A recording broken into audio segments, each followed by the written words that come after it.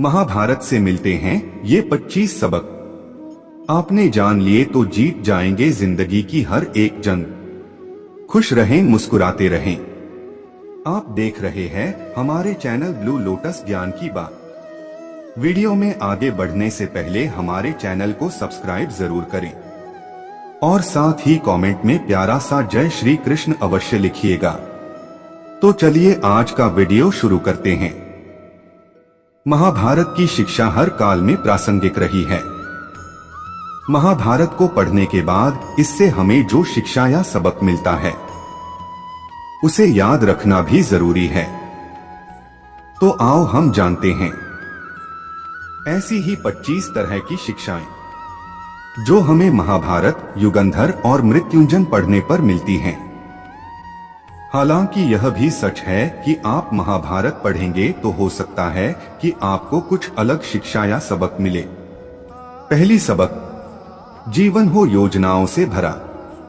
जीवन के किसी भी क्षेत्र में बेहतर रणनीति आपके जीवन को सफल बना सकती है। और यदि कोई योजना या रणनीति नहीं है तो समझो जीवन एक अराजक भविष्य में चला जाएगा जिसके सफल होने की कोई गारंटी नहीं। भगवान श्री कृष्ण के पास पांडवों को बचाने का कोई मास्टर प्लान नहीं होता तो पांडवों की कोई औकात नहीं थी कि वे कौरवों से किसी भी मामले में जीत जाते। दूसरी सबक, संगत और पंगत हो अच्छी। कहते हैं कि जैसी संगत वैसी पंगत और जैसी पंगत वैसा जीवन। आप लाख अच्छे हैं लेकिन यदि आपकी संगत बुरी है तो आप बर्बाद हो जाएंगे। लेकिन यदि आप लाख बुरे हैं और आपकी संगत अच्छे लोगों से है और आप उनकी सुनते भी हैं तो निश्चित ही आप आबाद हो जाएंगे। कौरवों के साथ शकुनी जैसे लोग थे और पांडवों के साथ कृष्ण। शकुनी मामा जैसी आपने संगत पाल रखी है तो आपका दिमाग चलना बंद ही समझो। तीसरी सबक, अधूरा ज्ञान घातक। कहते हैं कि अधूरा ज्ञान सबसे खतरनाक होता है। इस बात का उदाहरण है अभिमन्यु। अभिमन्यु बहुत ही वीर और बहादुर योद्धा था, लेकिन उसकी मृत्यु जिस परिस्थिति में हुई उसके बारे में सभी जानते हैं। मुसीबत के समय यह अधूरा ज्ञान किसी भी काम का नहीं रहता है। आप अपने ज्ञान में पारंगत बने। किसी एक विषय में तो दक्षता हासिल होना ही चाहिए। चौथी सबक, दोस्त और दुश्मन की पहचान करना सीखें। महाभारत में ऐसे कई मित्र थे जिन्होंने अपनी ही सेना के साथ विश्वासघात किया। ऐसे भी कई लोग थे जो ऐन वक्त पर पाला बदलकर कौरवों या पांडवों के साथ चले गए। शल्य और युयुत्सु इसके उदाहरण हैं। इसीलिए कहते हैं कि कई बार दोस्त के भेष में दुश्मन हमारे साथ आ जाते हैं और हमसे कई तरह के राज लेते रहते हैं। कुछ ऐसे भी दोस्त होते हैं जो दोनों तरफ होते हैं, जैसे कौरवों का साथ दे रहे भीष्म, द्रोण और विदुर ने अंततः युद्ध में पांडवों का ही साथ दिया। पांचवी सबक, हथियार से ज्यादा घातक बोल वचन। महाभारत का युद्ध नहीं होता यदि कुछ लोग अपने वचनों पर संयम रख लेते। जैसे द्रौपदी यदि दुर्योधन को अंधे का पुत्र भी अंधा नहीं कहती तो महाभारत नहीं होती। शिशुपाल और शकुनी हमेशा चुभने वाली बातें ही करते थे, लेकिन उनका हश्र क्या हुआ यह सभी जानते हैं। सबक यह कि कुछ भी बोलने से पहले हमें यह सोच लेना चाहिए कि इसका आपके जीवन, परिवार या राष्ट्र पर क्या असर होगा। छठवीं सबक, जुएसट्टे से दूर रहो। शकुनी ने पांडवों को फंसाने के लिए जुए का आयोजन किया था, जिसके चलते पांडवों ने अपना सब कुछ दांव पर लगा दिया था। अंत में उन्होंने द्रौपदी को भी दांव पर लगा दिया था। यह बात सभी जानते हैं कि फिर क्या हुआ। अत जुए, सट्टे, षड्यंत्र से हमेशा दूर रहो। ये चीजें मनुष्य का जीवन अंधकारमय बना देती हैं। सातवीं सबक, सदा सत्य के साथ रहो। कौरवों की सेना पांडवों की सेना से कहीं ज्यादा शक्तिशाली थी। एक से एक योद्धा और ज्ञानीजन कौरवों का साथ दे रहे थे। पांडवों की सेना में ऐसे वीर योद्धा नहीं थे।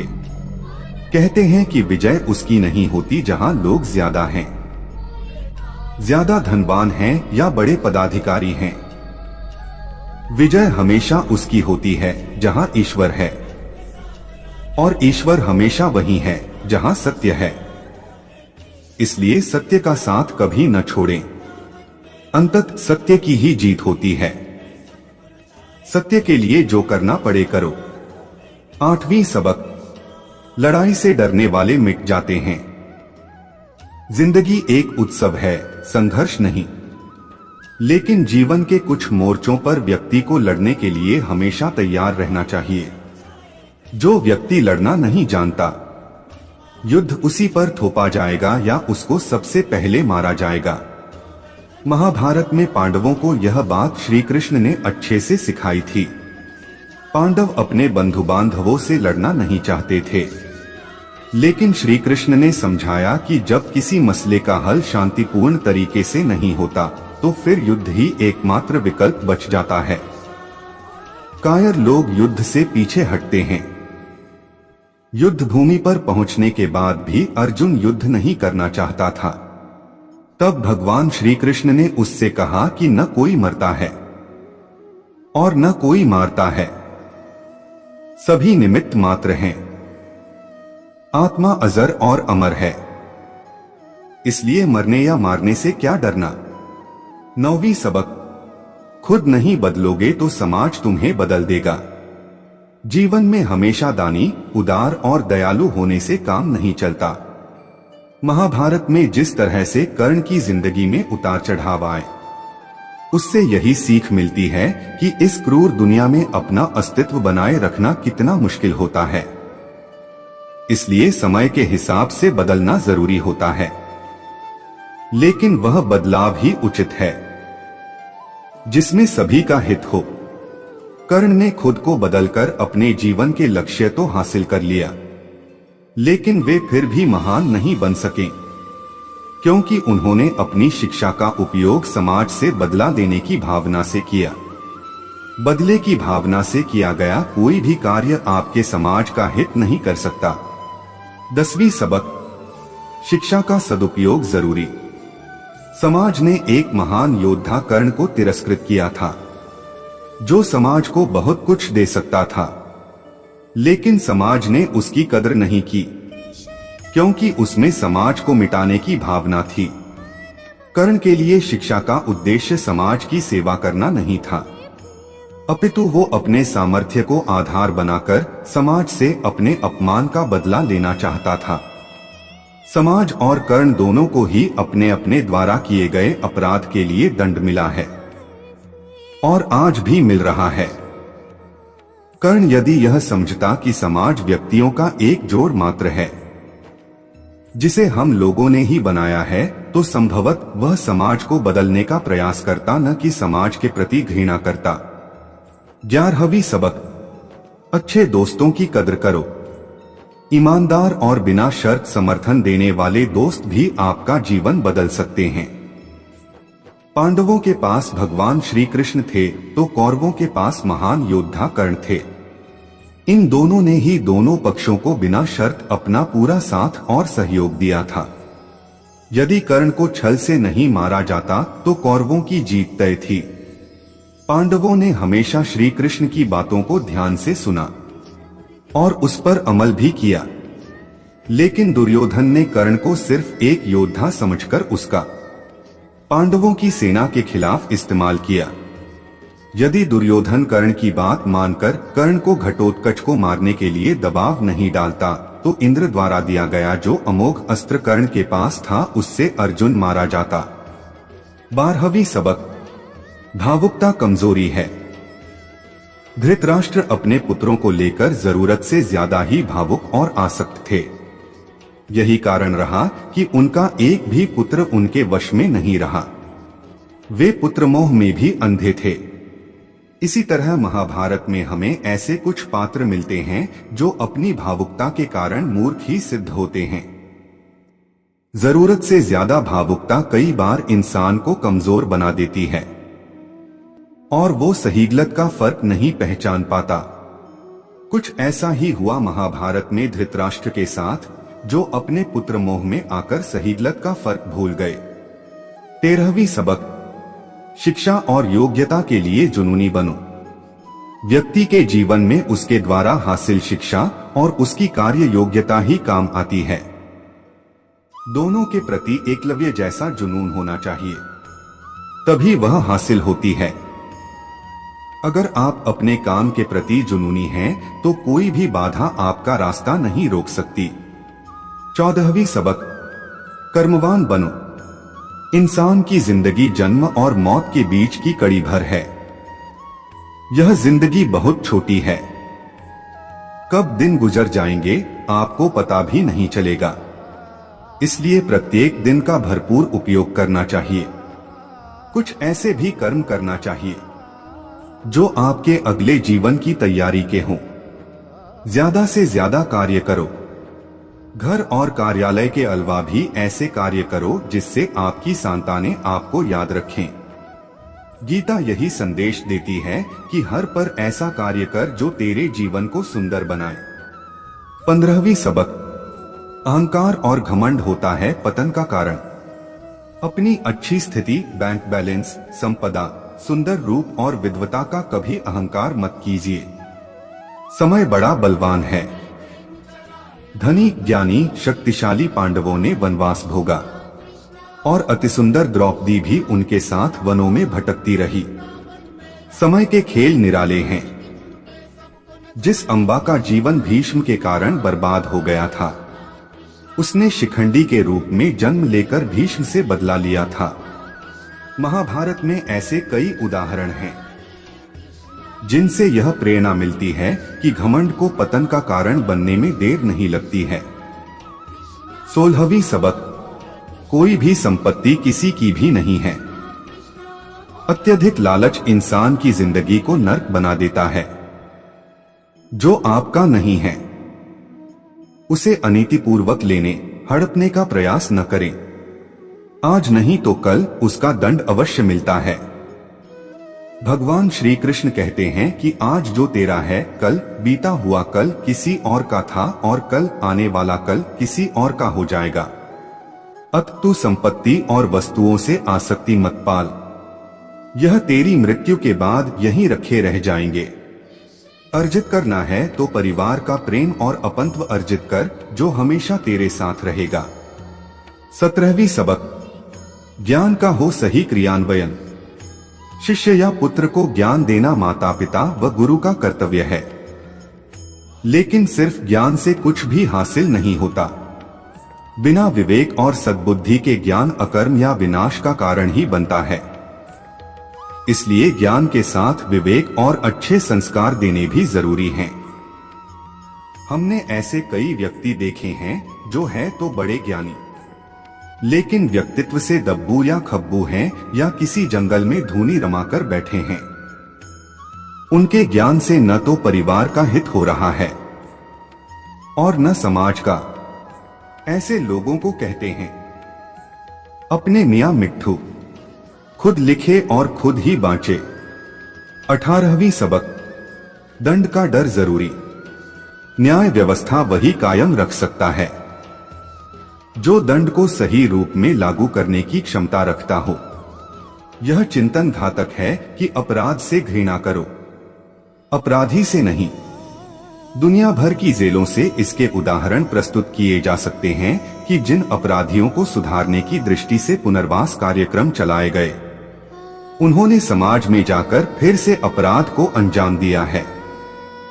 अपराधी को हर हाल में दंड मिलना ही चाहिए। यदि उसे दंड नहीं मिलेगा तो समाज में और भी अपराधी पैदा होंगे और फिर इस तरह संपूर्ण समाज ही अपराधियों का समाज बन जाएगा।